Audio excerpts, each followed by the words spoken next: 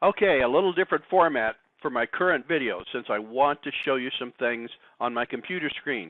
Now, whether you've planned for this current year or not, you need to spend just 1 hour putting together your perfect roadmap for a successful year. Here's how to do it.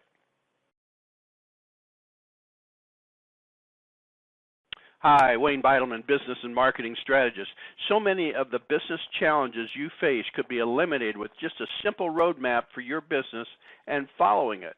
And I have a very simple, just 1 hour process you can use to design that roadmap, even if you already have a plan. Do this to test it out.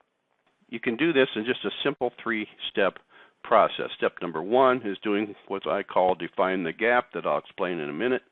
Then you do your obstacles, and then you end up with a plan of action to implement. So let's talk about how we define this gap. Now I'm going to provide a couple of forms to you at the end. But one thing you can do in lieu of that is to just take a piece of paper and divide it into 3 columns.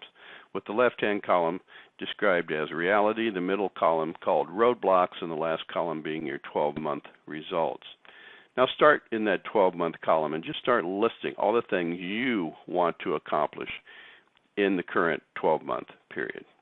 Another way of thinking of it is if you were having a meeting with me or anyone else 12 months from now, after you had the exact kind of year that you want, what sort of things would you describe that you have accomplished? So what do you need or want to accomplish in the next 12 months to have a very successful year? And then jump to the left-hand column and be realistic and start defining your current reality. Just a description of things about where you currently are. Because the difference is what I call the gap.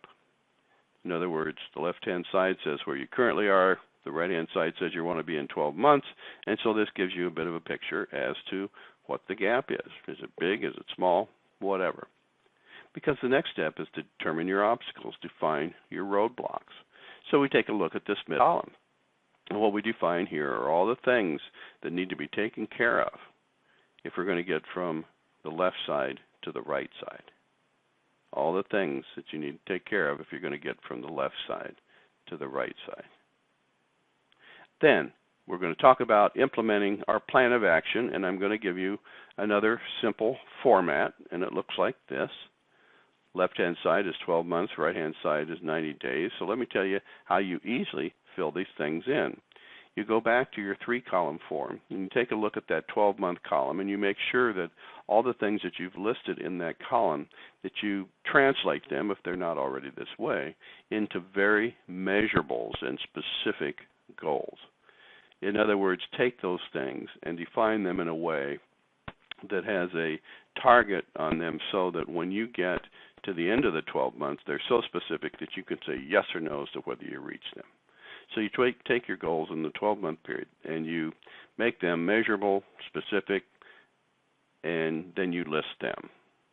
Now you kind of reverse engineer. You want to kind of make sure that your gap definition, that you've defined your current reality in terms of the specific things you want to accomplish in 12 months before you rewrite your obstacles and roadblocks to just the top 5 initiatives, the top 5 things you need to accomplish this year to reach your 12-month goals. The top 5 things. And the reason I don't say 25 things is because it's much, much better to focus on just 5 things and knock them out than to have 25 and only end up doing them all half-assed, okay? Very important, just 5. Then you take these 2 exercises, and what you came up with, number 1, you put in the top column here. On the left side of this column, you list what the goal is, and on the right side, the measurement. So you translate your 12-month goals into this form. Then down below, your key initiatives are the 5 top things you have to accomplish this year. And then before you're done, remember you can really do most of this within an hour or less. You just move it to 90 days. Okay, if I'm going to reach these goals in 12 months, where do I need to be in 90 days? Maybe the same items, but down below what you do is you just cross the line. And for every key initiative, you say what you're going to do in the next 90 days to start getting those initiatives done, to start getting those obstacles out of the way. So what you have is a 90-day roadmap here. Now, part of what I do as a business strategist and coach to business owners and business leaders is to hold them accountable for these activities that they've come up with here. I say hold accountable, not like they're children, but we know how busy we get, and we constantly are saying, I've got too much to do, what should I focus on? Well, these are the things you focus on, and what I do is make sure that you stay focused on them, and I help you do those. Now, it's okay to change those if you decide there's something more important that's come down the pike that so you need to change them. That's okay as long as it's thoughtful and you just don't do them because you ran out of time. Okay?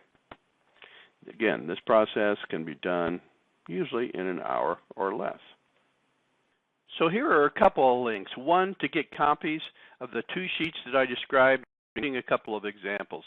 Also, if you'd like to set up just a quick 15-minute chat with me to assist in any way, just click on the other link shown. See you next time.